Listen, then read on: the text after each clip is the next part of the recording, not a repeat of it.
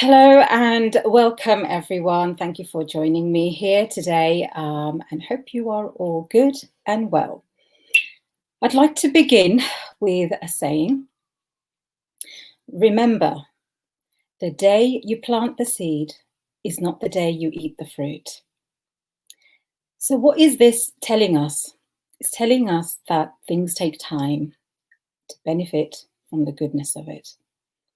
So today, what we will be looking around is, what is a marital union? Are the bride and groom being primarily selected by individuals other than the couple themselves, particularly by family members such as the parents? Also, we will find out how in some cultures and professional matchmakers may be used to find a spouse for a young person. We will get an insight into arranged marriages and concepts, marital adjustments, compatibility, success, role of parents and individuals, and the internal and external avenues.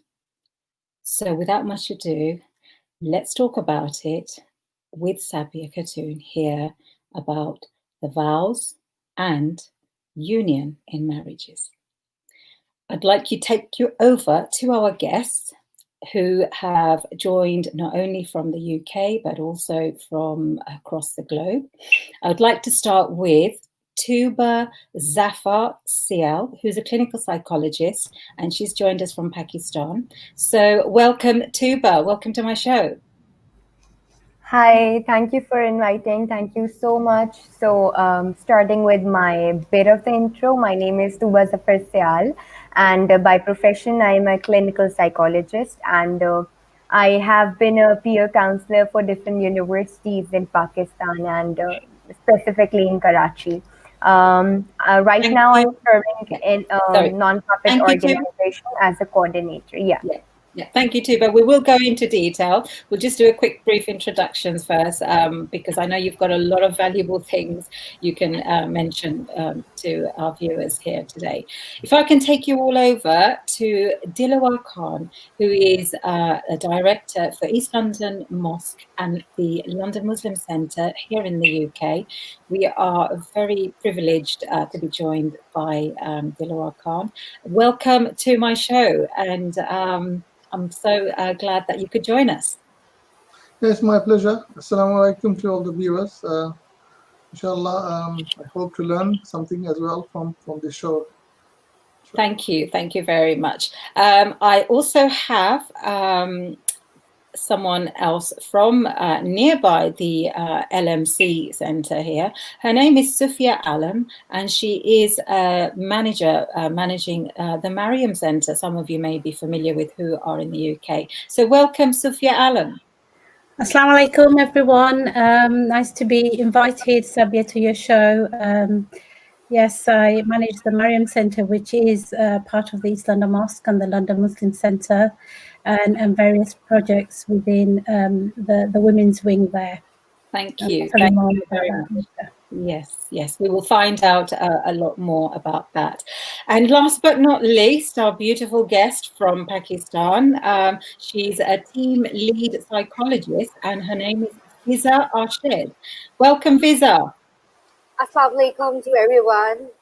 Thank you, Sabia, for having me on the show. I am clinical psychologist working in Pakistan right now. Thank you very much. Thank you so much. Right, now, we may start with trying to find out and get an insight into what arranged marriages are. Are they still being practiced in the West? And what we have found out is that amongst the South Asian diaspora, which are evolving towards love marriages gradually, individuals are finding their own partners. Now, are arranged marriages still a valuable privilege that parents hold for their sons and daughters? I'd like to probably start with Tooba here, where if she can give us an insight into understanding the concept of the marriage, and if she can just elaborate a little bit about that for the benefit of our viewers, that would be great. So Tooba, if you can just give us an insight into how we can understand the concept of the marriage, and maybe dividing it into any avenues that it actually can go into. Sure.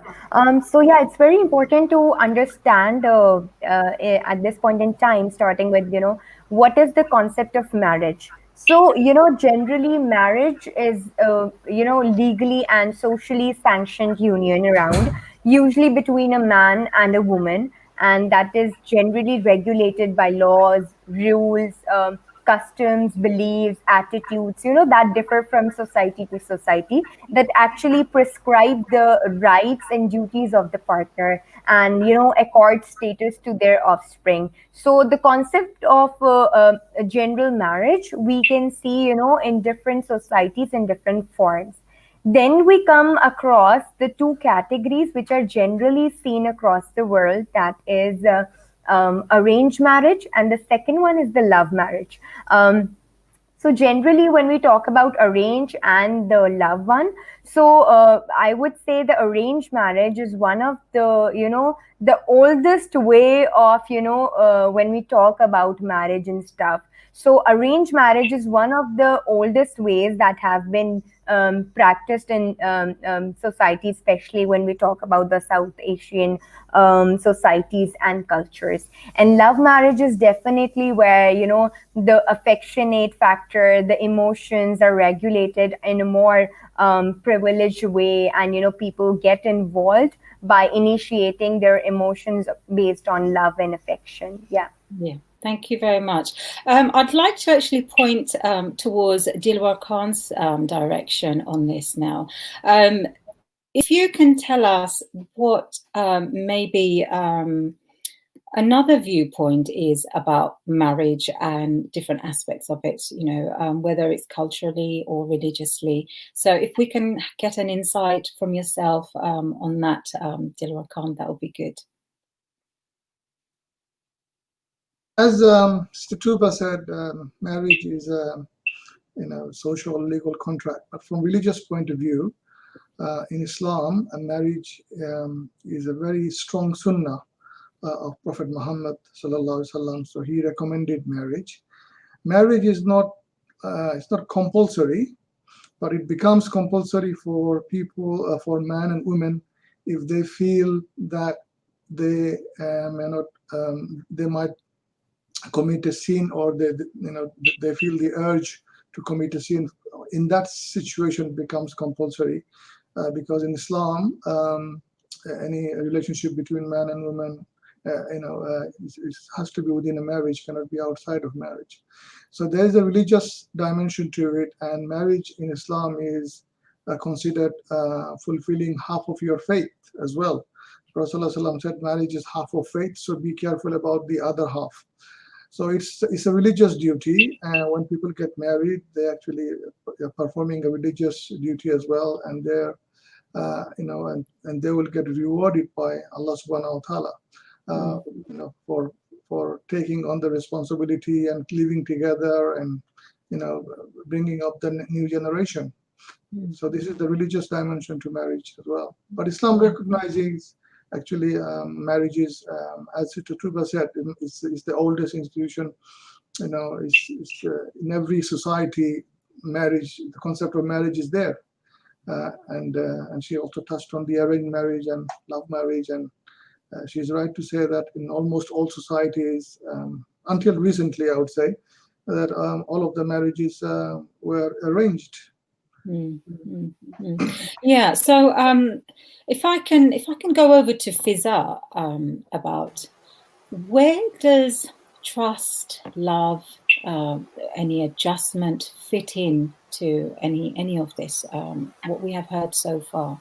Are we what kind of marital adjustments are we talking about here? Okay, marital adjustment is a concept which is interchangeably used with the word of marital satisfaction. Marital adjustment is a phase that every couple goes through when they're accommodating with the new roles of a husband and a wife, when they try to adapt to the new environment, when they try to accommodate with the new responsibilities coming in their marital relationships. So, marital adjustments, I would like to present a comparison here. Studies have indicated that the score of marital adjustment taken from the data taken from people who are into love marriages and who are into arranged marriages, there is no significant difference that we can make between the marital adjustment of people with love marriages and people with arranged marriages. So marital adjustment basically has more to do with compatibility um, and basically there are three different dimensions of marital adjustment that are there, namely in-laws adjustment and work roles adjustment and intimacy adjustment. So whether it's a love marriage or an arranged marriage, adjusting with the in-laws is a dimension which is new to both a couple who has been into love marriage recently or into arranged marriage. So no way it can be determined that the couples who have opted for love marriage have better marital adjustment than people with arranged marriages. Right. So marital adjustment, yes, has nothing to do with love marriages and arranged marriages. Right. Yeah. I have an interesting one for Sufia, actually. I don't know if anyone here in the UK, maybe. I mean, it's before we go into a little bit more, I mean, it's a very deep, subject. But I came across a TV program not long ago as I'm flicking through the channels, and I see a program that says "Married at First Sight." Now, what that is, I read a little bit, and it said it's professional matchmakers are matching couples together, and these are not our usual traditional cultural background individuals. These are, from our Western, country that we are living in, and they are matching them through their CVs, where it's stating where they match their similarities, their interests and hobbies, matching their pictures. Even the parents don't have a say in it. And I found it quite interesting and like, really, the fact that the couples meet each other on the day of the marriage, going through the church ceremony, dressed in the white dress, and the groom dressed in his suit. They meet for the first time. They're actually taking their vows to be married. Now, it can't get as more traditional than that, can it? So I would like to pick your thoughts on that, Sufia. Even if you haven't seen that on the TV, what are your thoughts on that? I mean, what's going on? Well, I guess it's a form of arranged marriage, isn't it? In terms of if somebody's looking at the variables and the compatibility, and the couple are relying upon the matchmakers there to match them up, and they've got that sincere belief in that. But it's almost shocking for the Western communities to accept that, whereas within arranged marriages it's almost very similar. But in fact, with arranged marriages, you've got the safety net of families coming together, families knowing what their children like, they dislike, and working within those two relationships. So this is a bit it's shocking if even parents don't have a say. But maybe this is the new way. People are too busy to even look into it. Maybe Compatibility is determined by people's CV, which we're often seeing. I'm finding it quite crazy. I mean, I'm not so sure whether they were only for mature people. Again, I mean, if we look at things culturally, if I can go back to Dilowar, I mean, what is the understanding of some people, you know, who are thinking arranged marriage is actually forced marriage? I mean, what can we say about that? If I can ask that to Dilowar. Yeah, there may be a perception, especially from the West, that arranged marriages are forced marriages, but this is not the case. It's a complete. There's a difference between forced marriage and arranged marriage. Arranged marriage is where, you know, your parents or somebody will bring you try to look for someone, a partner for your life, and you ask around and you find, you know, get recommendations, and then you, if you think this family and the person you're compatible, you go through the process of, you know, through your family, and you know, and you get married. But the forced marriage is where you know, people are forced into marriage by their parents, or maybe the tribe or whatever, you know, because of some other motives, not necessarily that, you know, marriage, but you know, sometimes there could be economic reasons, maybe because of family ties they want to strengthen. So people are usually, you know, they are forced into marriage, and in Islam, forced marriage is haram, is not allowed in Islam. But people think it's more of a cultural practice, and we know for sure that some of our people have practiced it, probably still practicing it, and they put, especially our sisters, the women, they actually, I think they suffer most in this situation.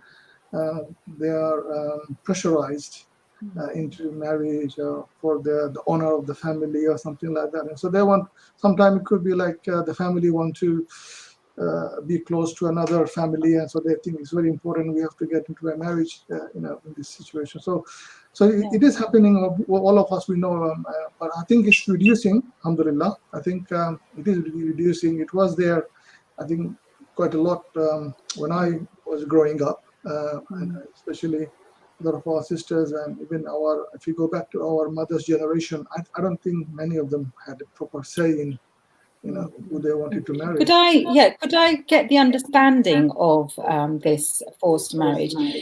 Could it be that when someone is faced with physical pressure, maybe threats, physical violence, you know, even emotional and psychologically being pressured, could that play a part where, as you mentioned, it's like, for example, feeling the need to bring, you know, family over from wherever you are, as in culturally.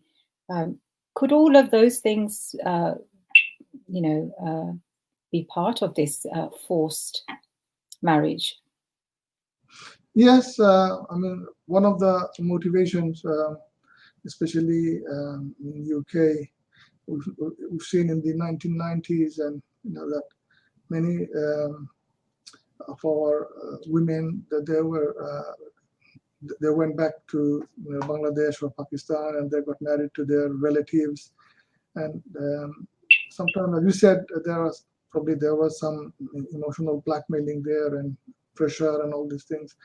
So it does happen. As I said, there's an economic factor there as well. People wanted to come over to the to UK or to USA in the Western countries and settle here. So that motivation is there. Okay, I think it's not like, as long as, look, you can have these additional benefits as long as there is proper consent. Okay, you can have some additional benefits if there's economic benefit, if there is in terms of, if you marry into a family and you think that your social status will be better, yeah. So these kind of things can, but that shouldn't be the main motivation. The main motivation is the compatibility of the two potential the husband and wife. Which takes me to try and find out, if I can ask Tooba this actually, the roles of parents and the individuals involved in a process of a marriage. Can you give us an insight in that? Yeah, so generally, role of parents when we talk about an Eastern society, when we talk about South Asian countries, maybe where arranged marriages are preferred at any level. So generally, when we want to indicate the role of the parents, so it's very important that most of the parents, there are few parents who generally think that their daughter or son should go through the process of arranged marriage.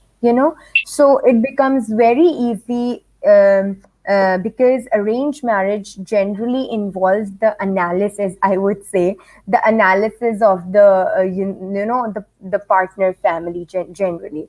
But when it comes to the love marriage, so there's some other side of story which which is executed in general, that parents at few times they are concerned about the child, I mean the daughter or the son, that whether it's going to be a love marriage, so how they're going to cater all of these things in general. But there are some parents who are happy, that their son or daughter, they have chosen their partners themselves and it's going to be easy for them in general. So it involves a lot of new avenues when we talk about the role of the parents. Then we come across, as one of the speaker mentioned, that we do come across some of the issues like physical abuse, like emotional abuse. So this is the another role of the parent, where it becomes a very confusion making state, where parents are not able to identify whether the decision that was based on the love marriage, that was all based on the arranged marriage, has been a good decision or not. So you do it anyway. It's confusing somehow in general when it becomes the role of the parents. But generally, we have seen that parents do vote for arranged marriages. Yes, in our society, they are more than happy to arrange their weddings and the general setups and meetings with the other family. But nowadays I would say time is changing, people are changing, people are preferring love marriages. So the role of parents in general have changed a lot. So it's very, I would say, a two-sided story in general. I'm a parent myself, so I mean, if my daughter is coming off a time where I say to her, look, if there is anyone, please do introduce us to this person. And, we just want to make sure they're not serial killers or something, we go along those routes. That's very difficult to be in a parent role generally when we are talking about arranged and love marriage, So I mean, it's really difficult. Truly. What we mean by that is, naturally as parents, we feel, we want to make sure that they will be with someone who can look after them, take care of them, protect them, all those kinds of things. Hence, our parents' generation and previous generations, they had their ways, but they went about it, in a different angle. What I wanted to ask Fizza about is premarital and marital counselling. What kind of things do you come across on a normal day, in regards to all of that? Premarital counseling is basically a form of psychotherapy in which the potential couple They are invited over for sessions where they discuss about how will their communication be, and how will they manage their finances, or regarding their opinions about resolving the issues, or the ideas about getting children or not, about having children or not, about shifting to other places, about their careers, about their jobs, everything that both people have planned in their lives as two separate entities. Because when they are getting into this marital relationship, they will not be two separate entities. They will have to work as a team. So premarital counseling is all about resolving the issues, about communicating, and even speaking from a religious point of view, the premarital counseling is required to tell the Islamic concepts, the Islamic ideas of how an ideal marriage should be, what things should be avoided in order to protect their marriages.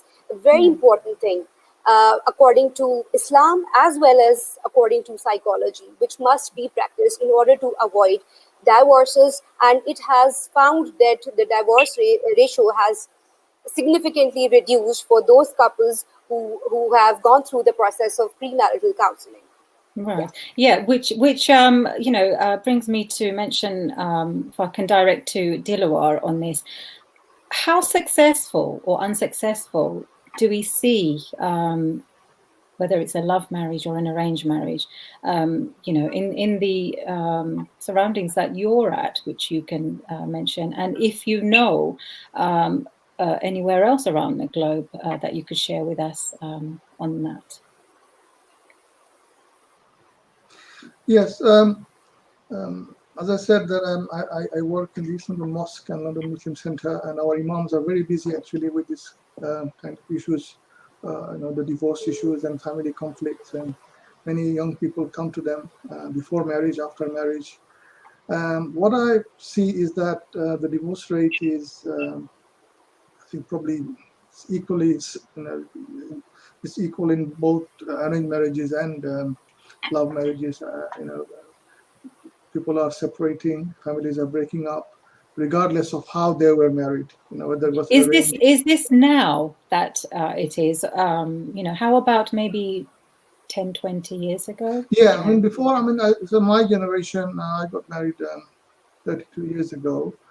Wow. I hardly heard any of my relatives or my friend circle actually, they're divorcing. But now it's quite common. One day when I go to a marriage, and then a couple of months later I hear they're getting divorced. So this is very common now, unfortunately. And there are many reasons for that. I think that's something we can go into if you want to discuss this. If you can suggest maybe one or two things that are playing a part in for something not like this not working out. I think as Sister Fizza said, I think one of the main reasons, I think, the people who are getting into marriage, they don't know their Islamic obligations, what marriage is and what Islam says about their responsibilities. And I think they have very high expectations of one another, and even before marriage, they probably have some sort of a vision of how their partner should be, and I think those expectations are not met. And then the other dimension of this cultural gap that we have, especially in the West, with the children and the parents, and there's a serious cultural gap between the especially the daughter-in-law and the mother-in-law. And in our cases, in UK, most of the mother-in-laws were brought up in back home in Bangladesh or Pakistan in a very different environment, and the way they were treated by their in-laws, they sort of try and replicate that here as well. Right. It doesn't work because the children brought up in a very different environment, and they don't want to be controlled by somebody or told by somebody what to do, and so this cultural gap is a big factor in divorce. It's playing a big role in the divorce rate, and the separation. Yes. So that takes us to the thinking of that. it's not necessarily, individuals finding each other to be united in a marriage that it necessarily becomes successful. It looks like, there's that compatibility, there's an element of trust and love and sacrifice, all of that sort of like comes into it. What about when in this Western country, where people are naturally and normally are cohabiting with each other, and they feel that, yes, I've known this person 5-6 years, no problem, if it's lasted this long, we will last forever. Does it necessarily mean that that marriage will last longer, be successful? If you can give your thoughts on that, maybe.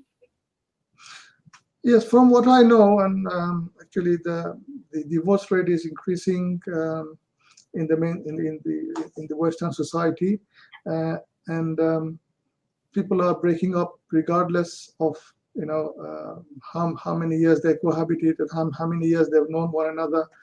So this is something surprising for us people who actually we've been through arranged marriages and still believe in arranged marriages.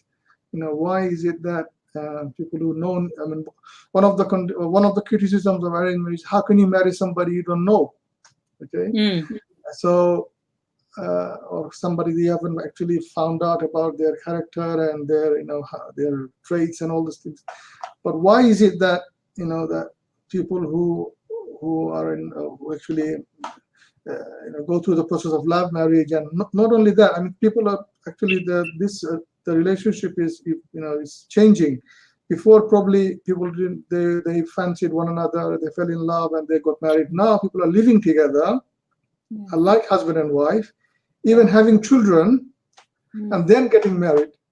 You see, and then after a few years they get a divorce. So where does where does the vows come into this? If I could go to Sufia on this one, actually. Sufia, with the vows, okay, now what I want to get from you is, we're in this pandemic now, okay, and are you aware of any marriages that may have taken place? For example, we know at the LMC Centre, a lot of marriages have taken place, before the pandemic and all this COVID situation came on board. Whether the partners are integrated or not, can you tell us what's going on? What sort of vows are we looking at? For this union that we would like to see happening in a marriage. Can you tell us of any that may have taken place, a wedding reception or a marriage?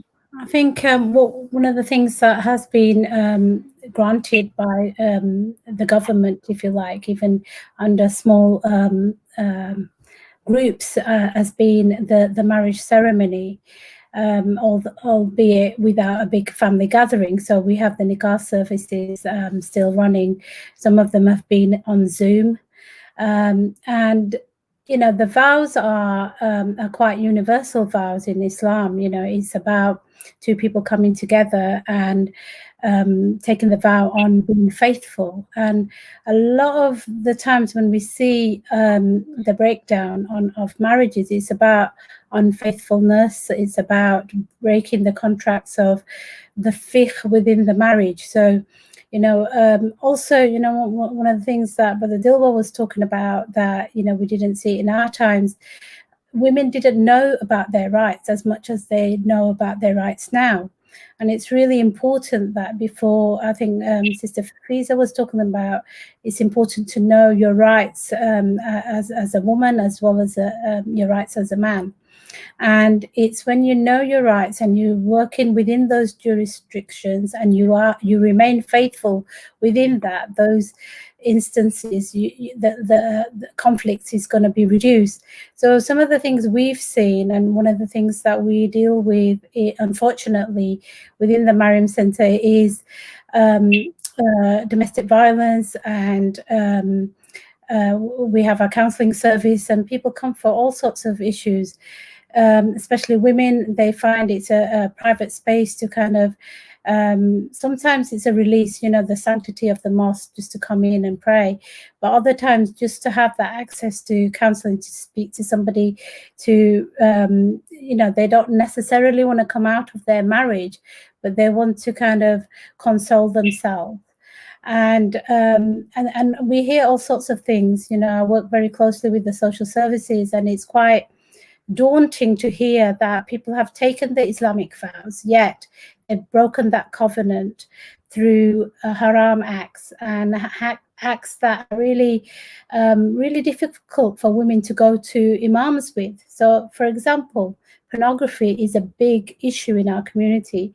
It's not talked about, but I think, you know, well, I would say, if I can interrupt you there, sorry. Sufia, I would say it's not that what you just mentioned about how a breakdown can happen. It's not just the cultural or religious individuals who follow that, but even in this Western society, you know, for a breakdown to happen, you know, all sorts of things are happening. You know, the vows that are taken, which are basic vows that most religious, you know, beliefs carry, which is, you know, love, trust, loyalty, faithfulness, you know, and, you know, to see each other in sickness and in health. They're all, I believe, teachings of every good faith, you know, for a marriage. And those vows, you know, as what I'm hearing from you all, you know, it seems like, you know, in one way or another, there's a breakdown happening, whether it's, you know, women or men. If I can just highlight on, you know, and then I'd like to hear your thoughts on that, which if you can elaborate, you know, so, you know, the man or the woman is taken back to Bangladesh or India or Pakistan, married off, they come back, they've got family pressures, and, you know, they just want to please the community and the family, and they stay in that family, you know, they have children. What's going on when, you know, there's this extramarital affairs are happening? You know, how is that right? You know, how is that right for the wife or the husband that's come from the other country, to how is it right to the person the other person's having the extramarital affair with, and, you know, does this just carry on? So if you can share your thoughts on that, Sufia, you know, how that happens. Yeah, so some of the things that we're seeing is that, you know, so in terms of domestic abuse, if you like, or coercion, if you like, in many respects, it is because the power of the visa, if you like, you know, and you know that laws have been changed in Britain so that it allows women to have that escape if they're in a marriage that is compromising their status. And in most cases, we found that because they've come on a spousal visa, and I'm talking about women, but majority of the time, but it also happens for men. Men are also in a abusive situation where they feel because they're, you know, their wives have brought them over here, you know, they have to, they're at their beck and call, which is, you know, often out of the realm of Islam as well. So this kind of power dynamic is quite ugly, and it is one of the contributing factors of a divorce or the kind of mental health we're seeing within the community. And it's really, if I can come back to you on that, Sufia, because it's going on to the mental health side of it, which I'd like to carry on with you in a while. I understand Dilowar will have to leave us shortly, so if I may just ask your last thoughts on what I have mentioned about, which is very, very important, this breakdown of you know, the marital union that's happening. You know, the thing is, the breakdown isn't happening because through the pressure of the families and for whatever reason, you know, of the community, that they want to show that they're living in a good family unity, but really, you know, they have these other extramarital affairs. If you can just share briefly your thoughts on that, and then just last few words before you leave us, that would be really good. Yes, I think in Islam, extramarital affairs are not allowed. It's completely haram. I think many people probably, I don't know whether they know, but I think most people, they know it. But I think if Islam also allows divorce, although it is taboo and people don't want to talk about it, but it's in Islam said that if you are not compatible, you can get a divorce. It's not although it's not something that Islam encourages, but it is allowed. It's not unlike other religions. There are some religions where divorce is not allowed from religious point of view. So you shouldn't be forcing yourself into a relationship where you are suffering and all these things. So why commit the haram? If it's not compatible, get a divorce, and then if you think through counseling and trying it's not working out, get a divorce and find somebody else that is compatible for you. So, but Islam doesn't allow you to have extramarital relationships. So that's very important. I think my last word is that marriage is a very, very important institution for the humanity, not only for Muslims. I think we have to preserve, we have to cherish it, we have to value it, and we have to look after it. And we need to train our young people the importance of marriage, and before they get married and after marriage, we have to, as Sister Fizza said, this premarital and postmarital counseling is very, very important. I think it is not there that much in our Muslim community. So I can say it to you now. I think that's something we need to establish, and we need to promote, inshallah, and hopefully the divorce rate will come down, inshallah. Yes, thank you so much for that, and thank you very much for your valuable contributions. And I really do hope our viewers take some of the things on board. And again, thank you for your time. Thank you. Thank you. Okay, thank you. Okay, so if I can join back with my other guests here. We can look at lots of different avenues. As I was mentioning to Sufia, and Sufia, you touched upon some of the, how mentally and emotionally that some people could be suffering or experiencing. What kind of things are we talking about, and what sort of support and help is out there?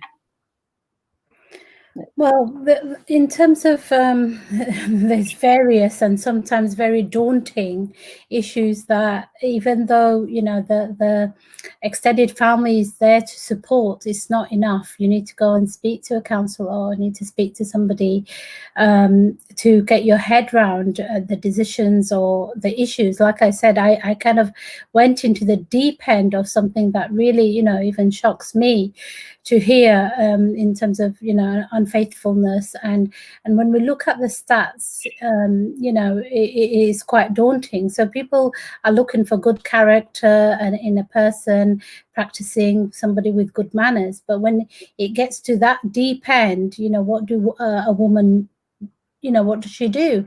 And it's not something that she could go around the houses talking about. It's quite intimate, it's quite personal, it affects family. So having a safe space like the Maryam Centre, counselling, if you like, having peers. Just for the benefit of our viewers, the Maryam Centre. Yeah, so the Maryam Centre is the women's services of the East London Mosque. So if people feel uncomfortable talking to an imam, they can come to speak to some of our staff who are trained to deal with all sorts of issues, from domestic violence to general advice and guidance. And that's really important, to know that there's somebody there you could go and speak to.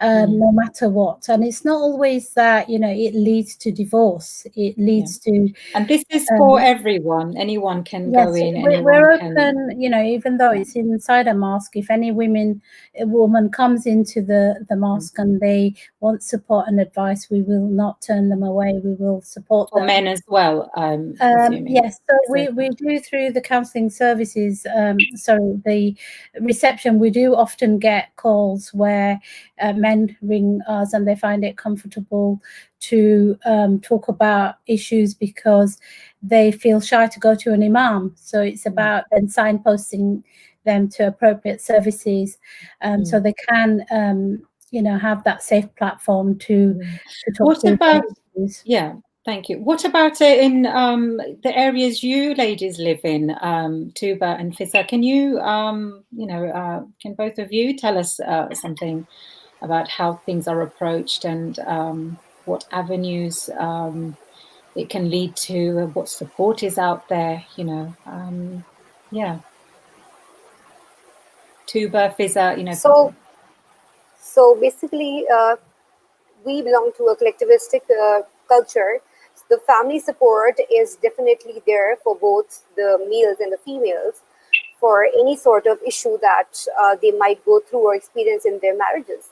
But as I have previously mentioned, that the new generation is a quick fix generation.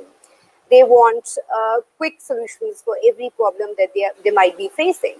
So that it's inevitable that two people who are living together will not have any argument ever. That's not possible. So there are arguments, there are disagreements among the spouse, and the couple has to sort that out, but that they need to slow down for that. And the families needs to sometime, not always, they need to intervene, and if not, they should seek psychological help from the counselors to get the matter sorted before they take any impulsive decision, which is leading to increased divorce rate, poor mental well-being of this young generation. Thank you. Tooba, if you can tell us a bit, and then we are coming slowly to the end of our show as well, so then we'll just hear last few words from everyone. Okay. Sure. I would just like to add one point in here that keeping in our society, an Eastern society in general. So when we talk about the arranged marriage, this is a fact that, parents are very okay to involved in any of the post consequences of arranged marriage, as Fizza has mentioned. But generally, when it comes to the love marriage, so it becomes a bit choosy scenario where parents, they actually face the situation that because both of the individuals took this decision to spend their life ahead. So generally parents, end up making that a situation where you make sure that the individual or your child experiences that, okay, this was their decision and they have to deal with this thing individually. So this is the, I would say, vote on situation where a sort of a discrimination and a marginalization line is established between arranged marriage and a love marriage.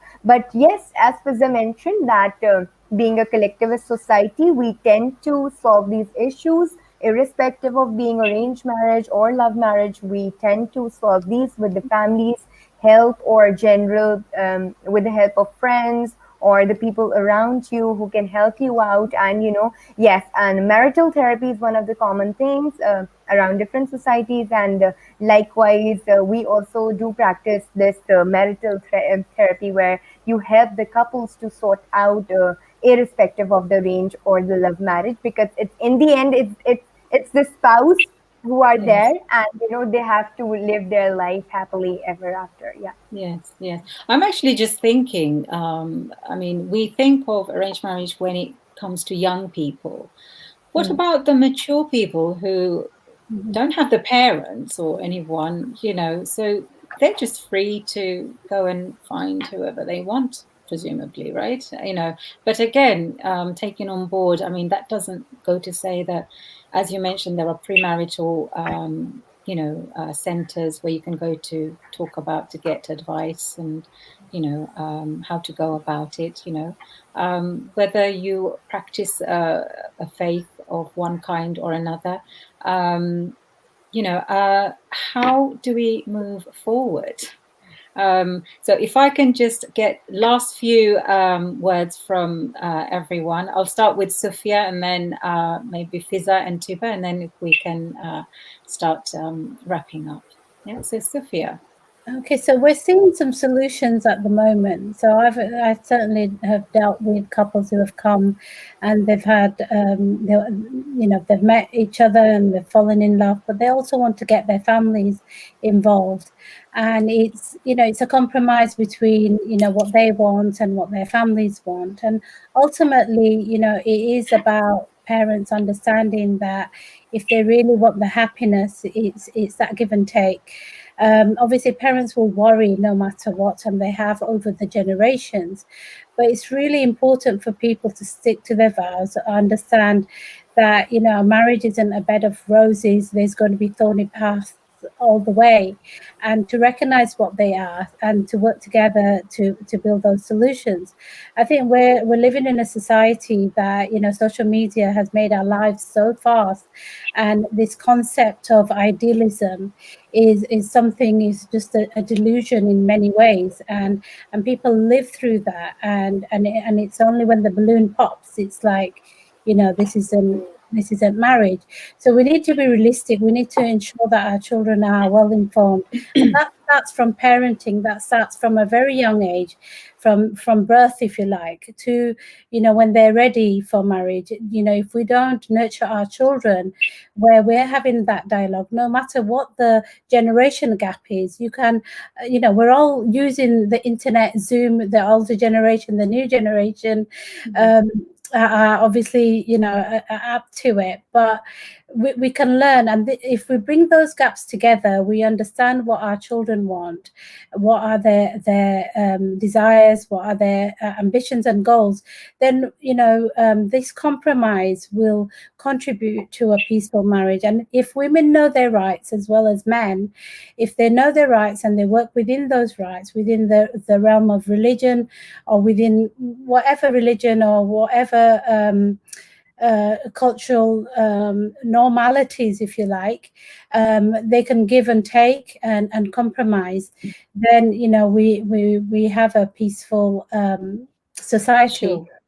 For me, it really saddens me that people spend so much money at weddings, and actually Islam teaches us to have a simple wedding and look at good characteristics, and it's a simple message, but yet everything is all materialized, and those marriages don't last. There's no barakah in them, there's no blessing, and it's very short-lived. So I think my message to the young people is work with your parents, bring that communication. This lockdown is a best time in many ways for us to rekindle our relationships with our parents, our elders, and understand one another. And that way, I think we can move forward.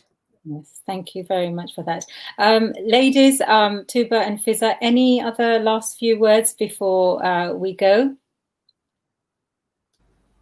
Yeah, sure. I just would like to add that we generally, as a parent, as an individual, whether we are in a arranged marriage situation or we are in a love marriage situation, whether we are parents or whether we are caretakers or guardians in any way, one thing that we really need to take in context is the value clarifications. We really need to clarify our values, and we really need to eradicate the myths and the taboos related to these topics so that we can, be welcoming to the new things that are more appropriate for one's life when it comes to the spousal relationship or when it comes to a parent or a child relationship. So I believe that we really should look into the value clarifications practices more and more day by day, so that we can, slowly but gradually, eventually we can just, get a very clear picture of how we can deal with these things. Yeah. Yes, thank you. Anything from you, Fizza? Yes, I would like to add here. As the ladies have already discussed, I would just add this point that we really need to become solution focused rather than being emotion focused. And people like you who are doing this great job of creating awareness, and such talk shows will really be beneficial in disseminating knowledge about marriages, premarital counseling, and how can they go through the process of selecting the best spouse So I think such societal work should be carried on at all levels to promote this. Thank you. Thank you so much. I just want to thank all of my guests for coming on and contributing their valuable contributions. And I do hope that our viewers will take on board. And on that note, I'd like to say thank you, ladies, for joining me. And I do hope to see you again soon, shortly, on another a good, valuable topic that maybe we can raise similarly, good awareness. So again, thank you for joining me. Thank you. Thank you, Sufia. Okay. So what is the right kind of marriage? We find that arranged marriages are still practiced, and more so amongst the South Asian diaspora. However, are evolving towards love marriages gradually, and as individuals are finding their own partners. For many, arranged marriages are still valuable, and it's a privilege that parents hold for their sons and daughters.